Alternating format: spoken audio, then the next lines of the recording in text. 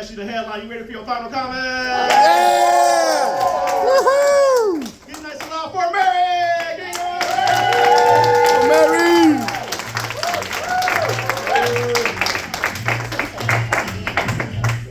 How is everyone tonight? Man, I don't know if it's a compliment or if Mike just wants to scare the shit out of me, but I followed 4, because I'm counting Mike, fantastic comics tonight. So I think I did a little too many drugs in the 70s and the 80s, and well, honestly, yesterday. So I'm gonna probably need my notes. So, you know, it's just a comprehension problem.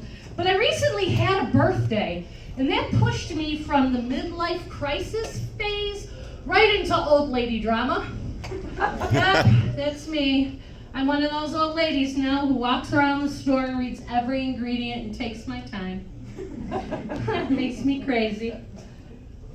So, when you get to a certain age, you start picking up some weird hobbies. One of them is to be oversharing with strangers. Yeah, I'm not welcome at the Trader Joe anymore. I guess the checkout lady didn't like my TED Talk about, staying youthful by drinking cheap wine and using organic moisturizer, so fuck her. Started seeing my therapist a lot more.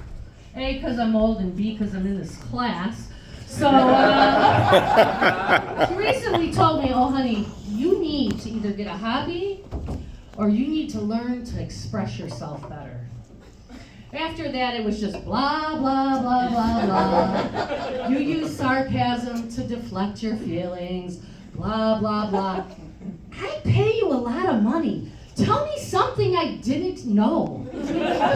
Seriously. So tonight, I'm using tonight as a therapy session. Except here at the Lincoln Lodge, they encourage you to drink, and there is no copay. So, welcome to my time. So, yeah. Kind of worried about aging. You hit that age and you start going, God, next thing is I'm gonna die. So my young neighbor starts telling me this story the other day. Aging is like sitting in God's waiting room, waiting for your number to be called. What the fuck is she smoking? And more importantly, why isn't she sharing it with me? Doesn't she know it prevents cataracts in older people? Bitch. I tend to think of that moment more like standing in the TSA line at O'Hare. Yeah, overbooked, not enough people, a lot of confused people walking around not knowing what to do. And if you look over to the left, St. Peter is guarding the pearly gates, and man, he does not look happy at all. I hear if he finds something in your past that you need to explain, one of his little TSA agents come over, they fly over with their little angel wings, tap you on the shoulder and go, excuse me, you need to step out of line for some additional screening. Additional screening? What the hell? Nobody told me I have to explain. I'm not going to heaven. I'm not going to heaven. 3 marriages, 2 ex-husbands, and the weight on my license is nowhere near the weight on the scale. You're gonna take one look at me and go, yeah, right. So I'm gonna be a purgatory girl. Not such a big deal. It's kind of like joining Planet Fitness. Not as many frills. It's kind of the cheap version of heaven.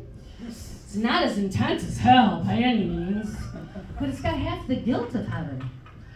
I'm going to take it for $10 a night, a month. No problem at all. No problem at all. So I got to that age where I'm starting to think about, I better purge my house. I do not want to leave anything behind that my kids can prove how kinky I was. I don't want them to open up the drawer and look in and go, that explains the limp. It's not a good thing at all. I made all my friends take a solemn oath that they will destroy that unmarked USB thing and will not show it at my funeral as dark humor. So I've been married 3 times now. Mr. 3 is in the back. I won't tell you his name, I'm protecting the innocent. But we got this really strange language after 22 years together. If I sigh, it means, oh honey, I love you, but you're a fucking idiot. And if he sighs back, it means, yeah, he knows. But after 21 years, we still find the time to get freaky. It's great. It just takes a lot more preparation. There's stretching, there's hydrating, and we both have to check to make sure that the paramedics are still on speed dial. Because, you know, sometimes your mind goes, yeah, that's not a good idea. And then other times it goes, hey, fuck, let's see what happens. So the true penalty comes when I get to call 911 and tell them to bring the jaws of life again.